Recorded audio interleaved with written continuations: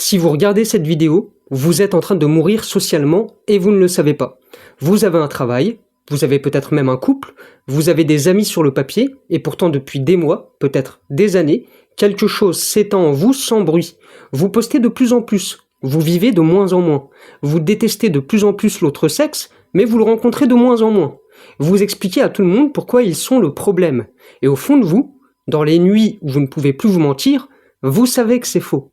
Cette vidéo va vous expliquer ce que personne n'a osé vous dire, ce qui se passe vraiment quand vous likez un réel sur les femmes toxiques, ce qui se passe vraiment quand vous partagez un post sur les hommes immatures, et pourquoi, à chaque clic, à chaque like, à chaque commentaire amer, vous êtes en train de creuser votre propre tombe affective. Aujourd'hui, on arrête donc de faire semblant. Si vous êtes prêt à entendre ce qui suit, restez. Si vous ne l'êtes pas, fermez maintenant. Mais ne dites pas qu'on ne vous avait pas prévenu. Avant d'aller plus loin, posez-vous la question honnêtement. Quand est-ce que vous avez vu défiler pour la dernière fois, sans le chercher, un réel, un tweet, un podcast qui vous expliquait pourquoi l'autre sexe est devenu impossible à vivre? C'était quand? Ce matin? Hier soir? Il y a 1 heure?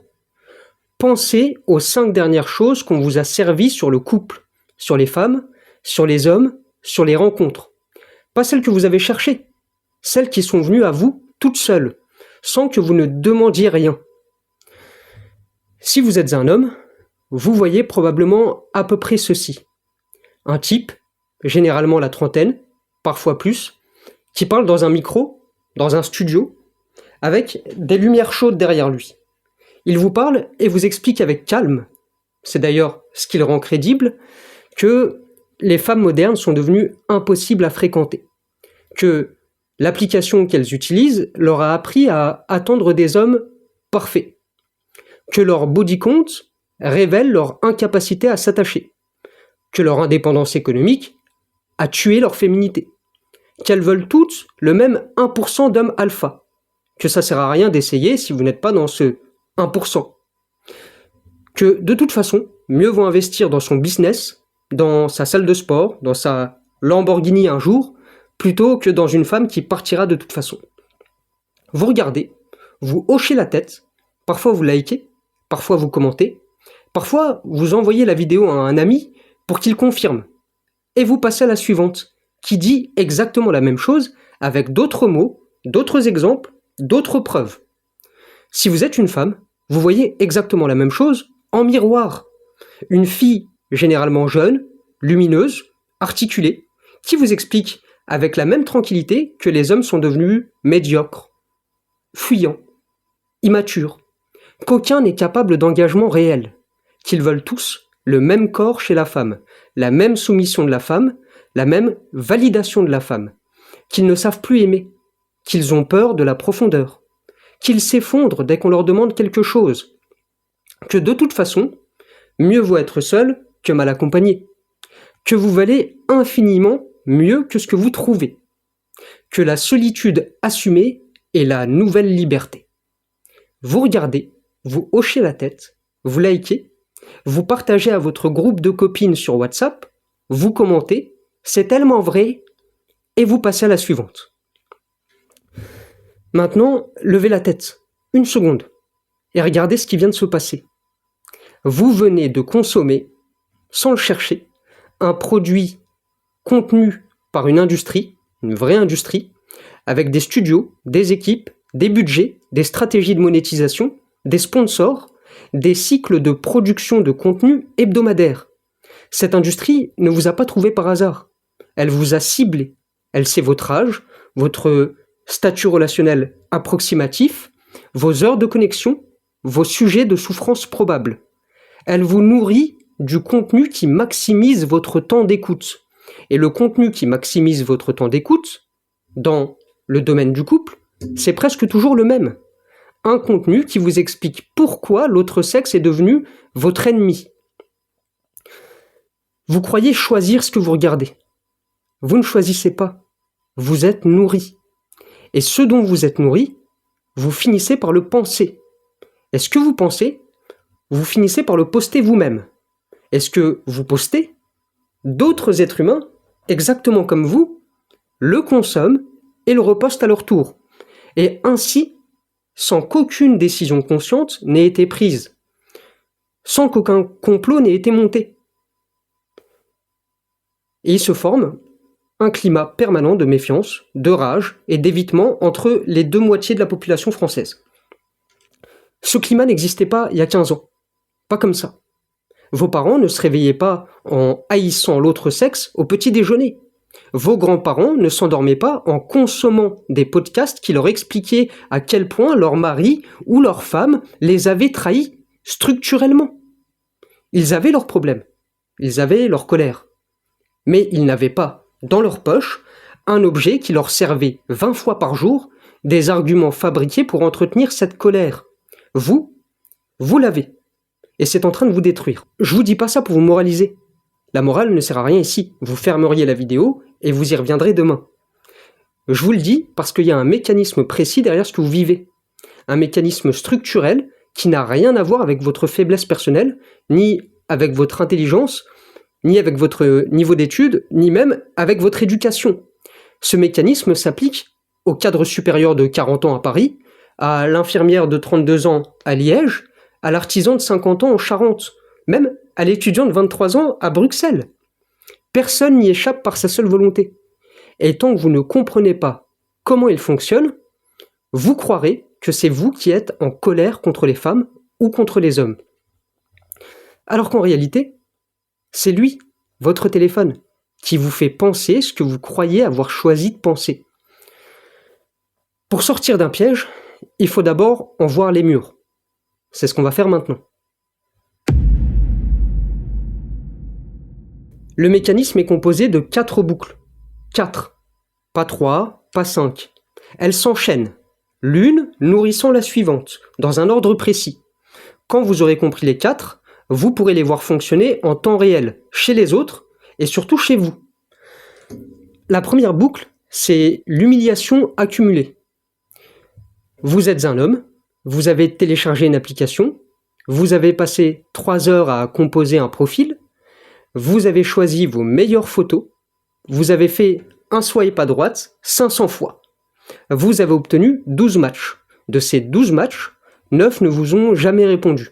3 ont engagé une conversation qui s'est éteinte en 4 messages. Vous n'avez jamais rencontré personne. Vous avez recommencé. 3 mois plus tard, même chiffre. 6 mois, 1 an. Vous êtes une femme. Vous avez reçu, en 2 semaines, 1200 matchs. De ces matchs, 700 ont commencé par un « salut beauté » ou pire. 100 ont disparu après votre première réponse. Vous avez rencontré 3 dans la vraie vie, l'un buvait trop, l'autre ne ressemblait pas du tout à ses photos, le troisième a couché avec vous puis ne vous a plus jamais répondu. Vous avez recommencé, 6 mois plus tard, même histoire. Cette accumulation, vous ne la pleurez pas, parce qu'elle est trop banale, trop répétée, trop attendue pour mériter des larmes. On ne pleure pas la 100e humiliation comme on pleurerait la première. On l'enregistre, on la stocke, et silencieusement, à l'intérieur, ça se transforme. La douleur devient rage, et la rage devient froide. C'est ça, l'humiliation accumulée. Un dépôt sédimenté de petites blessures dont aucune, prise isolément, ne mérite d'être nommée, mais dont l'addition finit par changer même la couleur de votre regard sur l'autre sexe. La deuxième boucle, c'est le détournement par l'algorithme. Cette rage froide, vous ne pouvez pas la dire. Pas au boulot, pas à votre famille, pas à vos amis qui sont en couple. Ils ne comprennent plus. Ils ont oublié comment c'était. Pas à votre thérapeute, parce que vous n'allez pas en thérapie pour ça. Et parce que de toute façon, le sujet vous semble trop superficiel pour être prononcé. Alors votre rage cherche une sortie. Et elle trouve. Elle trouve votre téléphone. Elle trouve, en moins d'une journée, le compte, le podcast, la chaîne, le créateur qui vous dit exactement ce qui vous faisait mal sans pouvoir le formuler. Ce n'est pas de votre faute. C'est elle, c'est eux. Voilà comment ils sont devenus. Voilà pourquoi tout est cassé. Et l'algorithme, qui a remarqué que vous restez 2 secondes de plus sur ce contenu que sur la moyenne, vous en sert un deuxième, puis un troisième, puis 20 par jour, puis 100 par semaine. Vous croyez tomber sur ce contenu. Vous ne tombez pas. Vous êtes systématiquement amené vers lui par un système qui a un seul objectif: maximiser votre temps d'écran. Et il a découvert qu'avec vous, le temps d'écran maximum, c'est ce contenu-là. Plus vous ragez, plus vous êtes nourri de matière à rager. Le ressentiment devient dopamine. Vous ne consommez plus pour vous distraire, vous consommez pour confirmer, pour valider. Pour entendre encore une fois qu'il y avait bien une explication à cette douleur stockée, et que cette explication ne vous met pas, vous, en cause. Et là, vous devenez accro. Pas accro au téléphone, accro à la confirmation que vous n'êtes pas le problème. La troisième boucle, c'est la haine en ligne comme substitut à l'action. C'est la plus terrible et la moins consciente. Vous postez un commentaire amer sous une vidéo. Vous likez un post qui dénonce l'autre sexe. Vous partagez un mème qui se moque d'eux ou d'elle. Vous écrivez un statut sur ce que les hommes ou les femmes font systématiquement. Et chacun de ces gestes, vous le vivez, sans vous en rendre compte, comme un acte. Comme si vous aviez fait quelque chose dans la vie, comme si vous aviez agi. Vous n'avez pas agi du tout. Vous avez bougé un doigt sur un écran. Mais votre cerveau, lui, ne sait pas faire la différence. Pour lui, vous avez exprimé, vous avez dénoncé, vous avez participé à un combat. Et il vous récompense par un petit afflux de dopamine dans le cerveau. Le même que celui que vous auriez eu si vous aviez vraiment fait quelque chose dans le monde réel. Le problème, c'est que cette dopamine remplace une autre dopamine. Celle que vous auriez eue si vous aviez approché Rachel à la pause café. Celle que vous auriez eue si vous aviez répondu à Thomas au lieu de l'ignorer ou de l'éviter. Celle que vous auriez eue si vous aviez accepté ce dîner où vous vous êtes convaincu que vous alliez certainement vous ennuyer de toute façon. Vous ne l'avez pas eu, cette dopamine, parce que vous avez déjà eu votre dose. En likant, en commentant, en partageant, plus vous postez, moins vous agissez. Plus vous dénoncez, moins vous rencontrez. Plus vous expliquez le monde sur Twitter ou autre réseau, moins vous vivez dans le vrai monde. C'est l'anesthésie active du désir, pas une anesthésie passive. Vous ne vous endormez pas. Vous vous épuisez activement à entretenir une rage qui pompe l'énergie qui vous permettait de vivre. La quatrième boucle, c'est la protection devenue identité. Au début, c'était un comportement. Je consomme du contenu critique sur l'autre sexe parce que ça me soulage. Au bout de quelques mois, c'est devenu une opinion. Je pense que les femmes modernes sont impossibles à vivre. Je pense que les hommes sont devenus indignes. Au bout de quelques années, ce n'est plus une opinion, c'est devenu qui vous êtes. Je suis quelqu'un qui ne supporte plus les hommes. Je suis quelqu'un qui sait que les femmes modernes sont toxiques. Je suis quelqu'un qui a compris. Vous le dites à vos amis, vous le dites à votre famille, vous le dites à vous-même dans le miroir, vous le pensez quand vous croisez quelqu'un dans la rue. C'est devenu votre lentille de lecture du monde. Et tout autour de vous vient confirmer cette lentille. Parce que c'est elle désormais qui filtre ce que vous percevez. Et ici, vous êtes piégé. Parce que cette identité vous protège.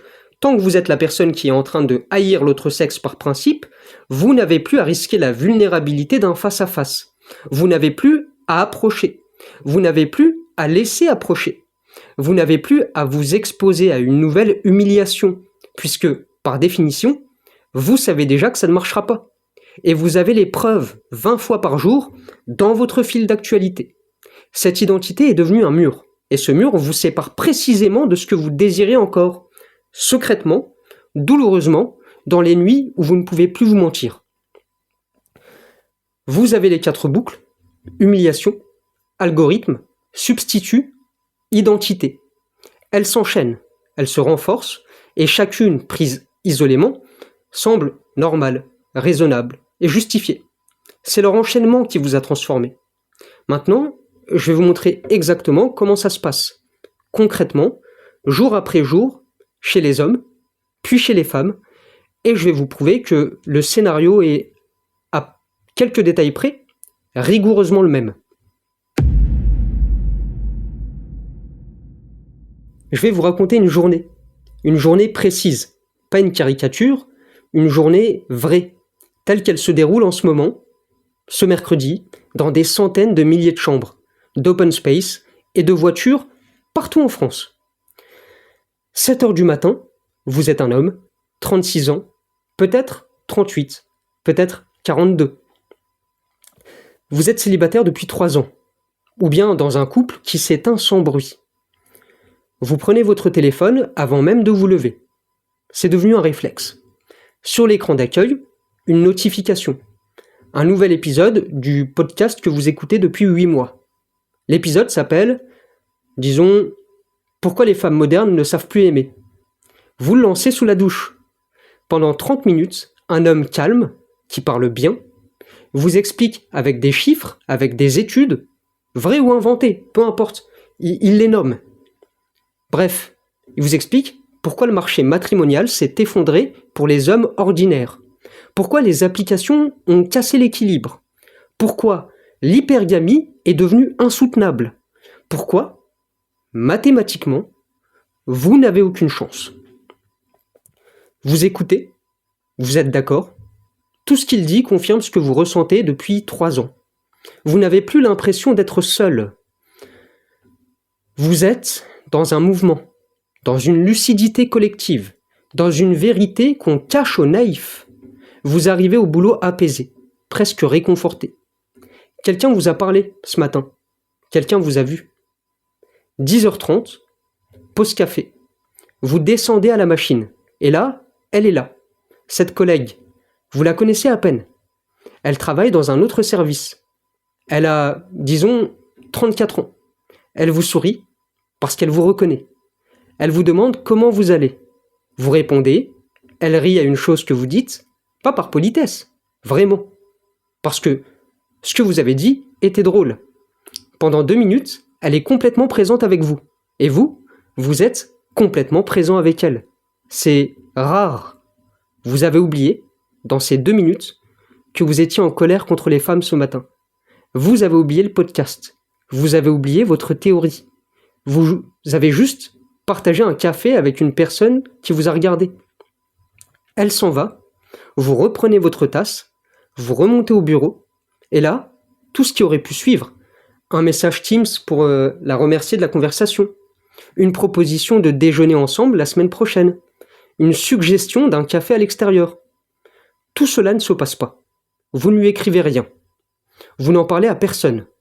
Vous n'y penserez même plus consciemment dans les heures qui suivent. Pourquoi ? Parce que, à l'instant précis où l'idée de l'aborder, vraiment, est passée dans votre tête, le podcast du matin est revenu. Pas littéralement, pas en mots, en climat. Une petite voix qui n'était plus la vôtre depuis longtemps vous a soufflé « À quoi bon ? Elle est déjà probablement prise. Et même si elle ne l'est pas, elle voudra un type différent de toi. Et même si elle te trouve sympa, ça ne va aller nulle part. Et tu vas te ridiculiser. Et de toute façon, regarde les chiffres, regarde les études, regarde ce qu'on t'a expliqué ce matin. » Cette voix gagne toujours. Toujours, parce qu'elle a été nourrie pendant 8 mois, à raison de plusieurs heures par semaine, par une industrie entière dont c'est le métier de la rendre, cette voix, plus forte que la vôtre. Vous reprenez votre travail, la journée continue, vous mangez seul, vous rentrez chez vous, 20 heures, vous vous affalez dans votre canapé, et là, presque mécaniquement, vous reprenez votre téléphone. Et qu'est-ce qui vous attend ? Un nouveau réel, une nouvelle vidéo, un nouveau tweet, qui vous redit, avec d'autres mots, que vous avez bien fait, que vous êtes lucide, que ces femmes-là, et là on parle des femmes au pluriel, version abstraite, ne valent pas l'effort, que les hommes vrais investissent en eux, que la solitude masculine est la nouvelle force. Vous regardez, vous likez, vous commentez, et au moment où vous likez, votre cerveau libère ce petit shot de dopamine. Exactement le même qu'il aurait libéré si vous aviez écrit à cette femme à 10h30 pour lui proposer un café à la sortie. Il ne sait pas faire la différence. Votre cerveau, pour lui, vous avez agi. Vous vous êtes affirmé. Vous avez participé. Et ce shot de dopamine, vous l'avez eu sans risque, sans humiliation possible, sans rejet possible, sans exposition possible. Vous avez payé votre dose, et la femme du café, vous ne l'aborderez jamais. Pas parce que vous n'en aviez pas envie, mais parce que vous avez déjà eu l'équivalent neurochimique de l'avoir abordé en likant un réel. 22 heures, vous éteignez, vous vous endormez, et avant de vous endormir, dans cette zone fragile entre la veille et le sommeil, celle où on ne peut plus se mentir, où on en parlait au début de la vidéo, il y a une seconde, une demi-seconde, où vous savez que la femme du café aurait pu être une personne dans votre vie. Vous savez que vous avez raté quelque chose. Vous savez que la voix du podcast n'est pas la vôtre. Mais cette demi-seconde est insupportable. Alors vous vous endormez vite. Très vite. Et le lendemain matin, à 7 heures, un nouvel épisode du podcast vous attend sur votre écran d'accueil. Voilà ce qui arrive. Pas de manière exceptionnelle, pas un mardi par mois, depuis des mois, depuis des années parfois. Et chaque jour, l'écart se creuse entre l'homme que vous étiez capable d'être à 10h30, celui qui a fait rire cette femme au café, et l'homme que vous devenez à 22h en likant des contenus qui vous expliquent que cet homme-là n'a aucune chance. Et vous croyez que le problème, c'est elle, ou les femmes en général, ou l'époque, ou les applications. Le problème, c'est que vous avez signé, sans le savoir, un contrat avec un système qui vous donne la récompense sans le risque, et qui, à chaque fois qu'il vous récompense, tue un peu plus en vous la capacité de vivre les choses pour de vrai. Maintenant, je vais vous raconter une autre journée, le miroir. Et vous allez voir à quel point c'est le même mécanisme, juste avec un décor différent. 7 heures du matin, vous êtes une femme, 32 ans, peut-être 35, peut-être 40. Vous êtes seule depuis trop longtemps. Ou bien, vous sortez d'une histoire qui vous a laissé plus vide qu'avant. Vous prenez votre téléphone avant même de vous lever. Sur Instagram, dans vos réels, un nouveau post de ce compte que vous suivez depuis longtemps. Une fille brillante, belle, articulée, qui vous explique pourquoi les hommes adultes ont disparu en France. Pourquoi vous croisez désormais 4 garçons pour un homme. Pourquoi votre niveau d'exigence n'est pas trop haut. C'est leur niveau à eux qui s'est effondré. Pourquoi mieux vaut être seul que mal accompagné. Pourquoi votre solitude n'est pas un échec, mais une lucidité. Vous écoutez, vous likez, vous partagez à votre groupe d'amis sur WhatsApp, et vous arrivez au boulot avec, vous aussi, ce sentiment étrange et apaisant. Quelqu'un vous a vu ce matin. Quelqu'un vous a expliqué pourquoi vous souffrez sans que ce soit votre faute. 11 heures. Pause. Et il est là, ce collègue. Pas le fanfaron, pas le dragueur, l'autre. Celui qui parle peu, qui écoute bien, qui vous a aidé discrètement sur un dossier la semaine dernière, sans attendre rien en retour. Il vous demande comment vous allez. Et il pose la question vraiment, pas par politesse. Vous répondez. Il dit quelque chose de fin sur ce que vous venez de dire. Vous riez. Pendant 3 minutes, vous oubliez votre théorie sur les hommes. Vous oubliez le poste du matin. Vous êtes juste là, avec quelqu'un qui vous voit. Il s'en va. Et dans la seconde qui suit, votre cerveau lance le programme. Pas consciemment. Le programme défensif. Attention, il est trop discret, c'est suspect. Il est trop gentil, ça cache quelque chose. Être gentil, ça veut dire qu'il n'a pas de caractère, non? Il n'a peut-être pas assez d'ambition. Il n'est peut-être pas assez sûr de lui. Et puis, un homme qui n'est pas insistant, c'est qu'il n'est pas vraiment intéressé. D'un autre côté, si un jour il insiste, le podcast m'a bien indiqué comment une femme forte doit recadrer un homme. Et puis, regarde, tu mérites mieux. Le post de ce matin disait que tu valais infiniment mieux que ce que tu trouves. Et le programme gagne. À midi, vous avez déjà refoulé ce qui aurait pu se passer avec lui. Vous avez décidé, sans que cet homme n'ait dit un mot, qu'il n'était pas pour vous. Vous le rangez dans la catégorie collègue sympa, la catégorie dont personne ne sort jamais, et vous reprenez votre travail. 20 heures, canapé, téléphone. Et qu'est-ce qui vous attend? Un nouveau réel, un nouveau post, une nouvelle story, qui vous redit avec d'autres mots que vous avez raison de ne pas vous brader, que les hommes bien sont rares, que vous ne devez pas faire de compromis, que la solitude est une force. Vous likez, vous partagez, vous commentez, c'est tellement vrai, et au moment précis où vous likez, votre cerveau libère ce petit shot de dopamine. Pouf. Le même que celui qu'il aurait libéré si à 11h vous aviez proposé à ce collègue de prendre un verre vendredi. Vous avez payé votre dose, et le verre du vendredi n'aura pas lieu. 22h, vous éteignez. Et dans cette demi-seconde avant le sommeil, celle « on ne peut plus se mentir », il y a quelque chose qui passe. Vous savez que ce collègue aurait peut-être été quelqu'un dans votre vie. Vous savez que ce n'est pas exactement vrai que tous les hommes sont médiocres. Vous savez que vous avez refoulé, ignoré ou rejeté trop vite. Mais cette demi-seconde fait mal. Alors vous vous endormez vite. Et le lendemain matin, un nouveau réel vous attend. C'est la même journée, inversée, décor différent, mécanisme rigoureusement identique. La même industrie qui sert des contenus différents selon votre genre, mais qui produit, dans les deux camps, le même résultat. Des êtres humains qui restent chez eux, qui ne prennent plus aucun risque relationnel, qui consomment de la dopamine de substitution et qui s'endorment chaque soir un peu plus convaincus que c'est l'autre le problème. Et pendant ce temps, dans le monde réel, l'homme et la femme qui mangent à fond les contenus de cette industrie, dont je viens de vous parler à l'instant, se sont peut-être croisés dans un train, dans un supermarché, dans une file d'attente. Ils se sont peut-être regardés une fraction de seconde. Et il ne s'est rien passé. Parce qu'ils étaient tous les deux occupés à autre chose. Chacun en train de lutter, dans sa tête, contre une voix qui leur disait que ça ne valait pas la peine d'essayer. Voilà ce que je voulais que vous voyiez. Le mécanisme n'a pas de sexe. Il vous mange tous les deux. Il vous a séparés, et il continue en ce moment même à vous séparer un peu plus chaque jour. Maintenant, je vais vous proposer une chose, une seule, et je vais vous demander de la faire avec moi, là tout de suite, pendant que vous regardez cette vidéo.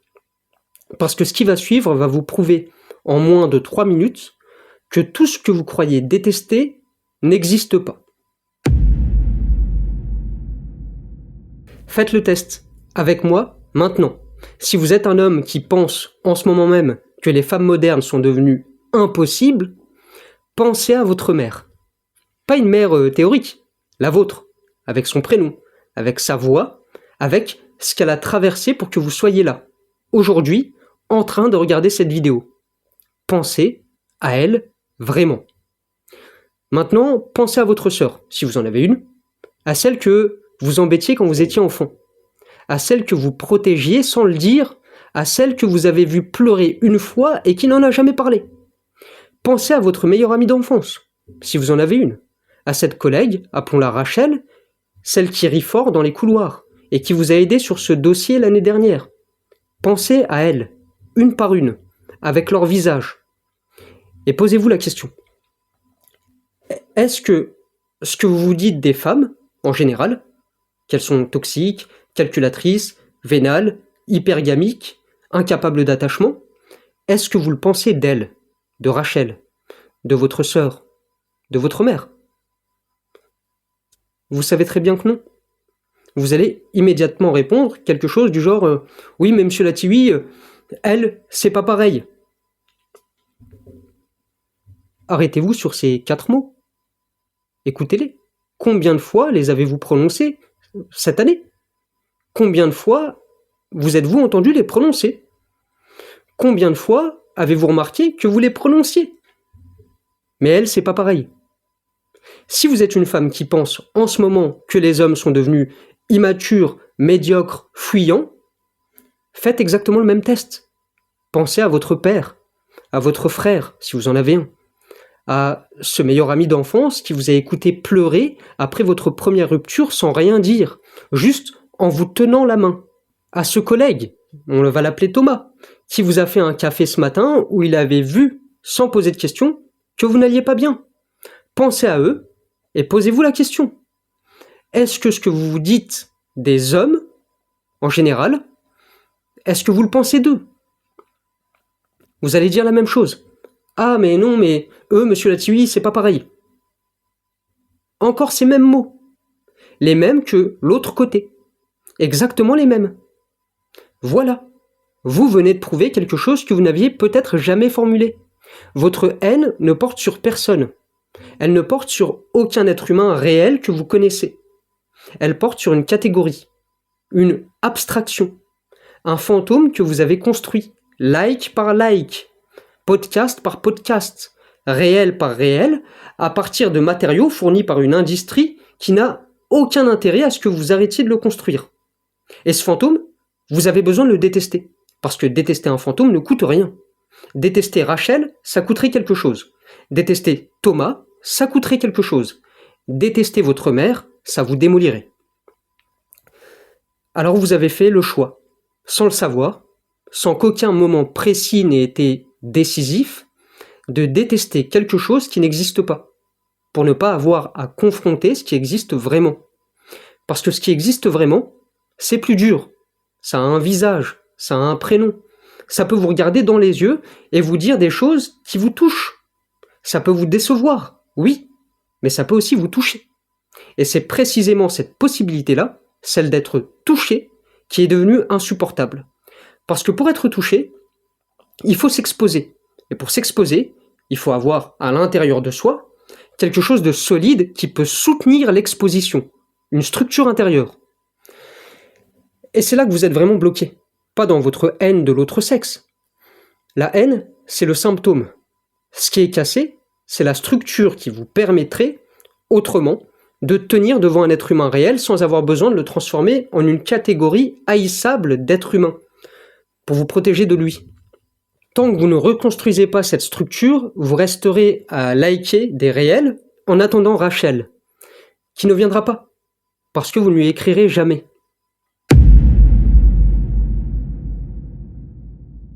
Maintenant, je vais vous dire quelque chose que vous n'avez probablement jamais entendu formuler, et que vous n'entendrez jamais nulle part ailleurs, à mon avis.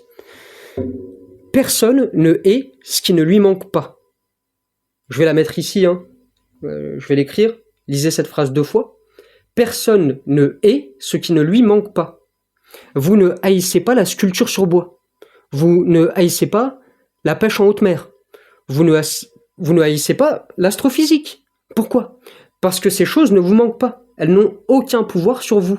Elles ne vous ont jamais blessé parce que vous n'avez jamais voulu les obtenir. La haine, la vraie, la chronique, celle qui revient tous les jours sans qu'on l'invite, n'existe que là où il y a un manque non assumé. C'est une loi. Pas une opinion, pas une intuition, pas une morale. Une loi du fonctionnement humain. Quand vous haïssez quelque chose, avec cette intensité-là, vous êtes en train de prouver, à votre insu, et sans que personne autour de vous ne sache lire le signal, que cette chose est exactement celle qui vous manque le plus. C'est insupportable à entendre. Je sais. Vous voulez fermer la vidéo, restez encore 2 minutes, parce que c'est ici que tout se joue. Quand un homme passe 2 heures par jour à consommer du contenu qui dénonce les femmes, il ne dénonce pas les femmes. Il proteste, à sa manière maladroite et défensive, contre l'absence d'une femme dans sa vie. Sa colère n'est pas le contraire du désir. Elle est le désir devenu insoutenable, qui s'est retourné contre son objet pour ne plus avoir à reconnaître qu'il existe encore. Quand une femme passe 2 heures par jour à expliquer que les hommes adultes ont disparu, elle ne parle pas des hommes. Elle parle du silence dans son lit, de ce dîner où elle n'a invité personne, de ce bras qui n'est pas là quand elle a peur. Et elle a transformé ce manque en une théorie générale. Parce qu'une théorie générale, ça se partage, ça se like, ça se commente. Et ça anesthésie ce qu'un vrai manque, intime, nommé, aurait comme conséquence sur elle. C'est pour ça que les podcasts qui vous expliquent que vous ne devriez plus chercher fonctionnent si bien. Ils ne vous donnent pas une vérité. Ils vous donnent une permission. La permission de ne plus essayer. La permission de ne plus risquer. La permission de transformer votre échec en pseudo-lucidité. Votre peur en stratégie. Votre paralysie en supériorité morale. C'est une drogue. Et comme toutes les drogues, elle a un effet immédiat. Vous vous sentez mieux pendant 30 secondes. Et un coût à long terme. Chaque dose vous éloigne un peu plus de ce que vous voulez vraiment. Retenez cette image.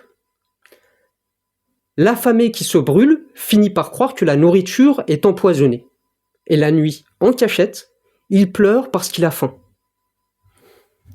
Voilà ce que je voulais vous dire. Votre haine n'est pas votre identité.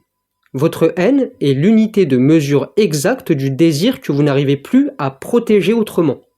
Et tant que vous ne lirez pas ce signal correctement, vous continuerez à empiler des doses pour étouffer une faim qui ne s'éteindra jamais. À ce stade, certains d'entre vous se disent peut-être « D'accord, mais pourquoi ça ? Pourquoi ce contenu-là ? Pourquoi pas autre chose ?» La réponse est simple et elle est froide. Parce que rien dans l'expérience humaine ne génère plus de temps d'écran qu'une douleur intime non résolue qu'on vous propose de blâmer sur quelqu'un d'autre. Une plateforme, qu'elle s'appelle TikTok, Instagram, Twitter, peu importe, n'a qu'un seul objectif, n'a qu'un seul indicateur de réussite. Combien de temps vous restez ? Et ces ingénieurs, depuis 15 ans, ont testé des millions de combinaisons pour trouver ce qui maximise ce temps. Ils ont découvert quelque chose qu'aucun moraliste n'avait osé dire avant eux. Le contenu le plus addictif au monde, c'est celui qui prend une douleur que vous ne pouvez pas affronter et qui vous donne quelqu'un à qui en vouloir. Pas un ennemi violent, pas un adversaire concret, un ennemi catégoriel. Les femmes, les hommes, les boomers, les jeunes, les riches. Pourquoi cet ennemi-là plutôt qu'un autre ? Parce qu'il y a deux propriétés magiques. Premièrement, vous ne pouvez jamais le vaincre, il est trop large, trop vague, trop dispersé, donc le combat ne se termine jamais. Donc, vous revenez chaque jour. Deuxièmement, il vous absout, il vous enlève toute responsabilité. Si le problème, c'est les femmes ou les hommes, alors le problème n'est pas vous. Vous êtes innocenté en permanence. Et ça, votre cerveau en redemande. Le contenu qui vous nourrit n'est donc pas anodin. Il n'est pas un divertissement. C'est l'aboutissement d'une recherche industrielle qui a trouvé, chez vous, le point précis où votre douleur intime peut être exploitée pour générer du revenu publicitaire. Vous êtes le produit. Et le produit qui rapporte le plus, c'est celui qu'on a réussi à mettre durablement en colère. Sortir de ce système ne se fait pas par la moralisation. Ça ne se fait pas par la bonne volonté. Ça ne se fait pas par moins de scroll ou par dire qu'on va faire une détox digitale. Pendant, 3 jours avant de retomber dedans. Ça se fait par une seule chose, la reconstruction de ce qui a été cassé en vous, parce que tant que ça reste cassé, votre douleur restera disponible. Et un système entier sera toujours là pour la transformer en commerce. Une dernière chose, et celle-là, elle va finir de tout démonter. Je vais vous poser une question, et je vais vous demander d'être honnête avec vous-même. C'est tout ce qui compte, ici. Voudriez-vous être avec quelqu'un que personne d'autre ne désire ? Quelqu'un dont personne ne se retournerait sur le passage ? Quelqu'un que personne ne remarquerait jamais ? Quelqu'un qui n'attire l'œil de personne, ne provoque l'intérêt de personne, n'éveille le désir de personne. Prenez le temps, vraiment. Quasiment personne de profondément sincère ne dit oui à cette question. Vous le savez, vous le sentez, vous voulez quelqu'un qui plaise, quelqu'un dont les autres remarqueraient qu'il est avec vous, quelqu'un dont l'existence, en quelque sorte, est validée par le regard des autres. Ce n'est pas honteux. C'est ainsi que fonctionne le désir. Depuis toujours, nous voulons ce que les autres veulent. Le désir n'est pas une affaire privée. Il a toujours été un fait collectif. Et maintenant, je vais vous poser la deuxième question, encore plus dérangeante. Si vous êtes en couple, ou si vous avez été en couple récemment, quelle place donnez-vous dans votre tête au regard que les autres portent sur votre partenaire ? Quand votre femme s'habille pour sortir, est-ce que vous préférez qu'elle soit belle pour vous seul et qu'elle soit invisible pour les autres ? Quand votre mari va à un dîner sans vous, est-ce que vous préférez qu'il fasse bonne impression ou qu'il passe inaperçu ? Soyez honnête. Beaucoup d'hommes, et beaucoup de femmes aussi, mais souvent moins, préfèrent que leur partenaire n'existe pas dans le regard des autres. Pas par pudeur, pas par respect, par insécurité. Et là, vous voyez la contradiction monstrueuse dans laquelle vous vivez sans la voir? D'un côté, vous ne voulez pas de quelqu'un que personne ne désire. D'ailleurs, si personne ne le ou la désirez, ça voudrait dire que vous non plus, vous ne le ou la désirez pas. De l'autre, dès que vous êtes avec lui ou avec elle, vous voulez le rendre invisible aux yeux du monde. Vous voulez désirer quelqu'un dont les autres ne sauraient pas qu'il est désirable. C'est mathématiquement impossible. Personne n'est désirable seulement pour vous. Et vous le savez. Au fond, vous le savez. Voilà ce qui se passe quand vous demandez à votre partenaire de ne pas être regardé.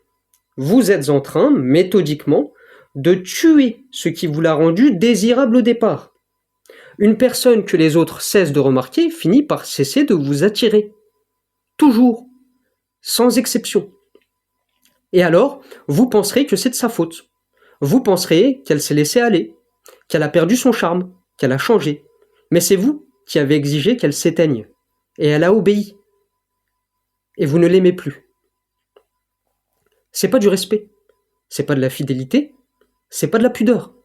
C'est l'insécurité de quelqu'un qui ne sait pas pourquoi il est aimé, qui n'a pas la structure intérieure pour soutenir le regard des autres sur ce qui lui appartient, et qui préfère détruire le désir plutôt que de risquer de le perdre. Ce mécanisme, vous le retrouvez partout. Chez l'homme qui a interdit à sa femme de s'habiller trop quelque chose ou pas assez quelque chose, chez la femme qui surveille les amitiés de son mari, dans la jalousie maladive, dans la possessivité, dans toutes les formes de contrôle qu'on déguise en amour. Aucune de ces choses n'est de l'amour. Toutes ces choses sont la peur d'un être qui ne se sent pas lui-même désirable et qui préfère faire descendre l'autre à son niveau de panique plutôt que de monter au sien. Et c'est encore le même mécanisme, la même boucle, la même protection, la même haine de l'abstrait. Les hommes regardent toutes les femmes. Les femmes flirtent avec tout le monde. Pour ne pas avoir à reconstruire en soi la solidité qui permettrait de soutenir le réel. Récapitulons, en une phrase, une seule. Vous n'êtes pas en colère contre les femmes. Vous n'êtes pas en colère contre les hommes.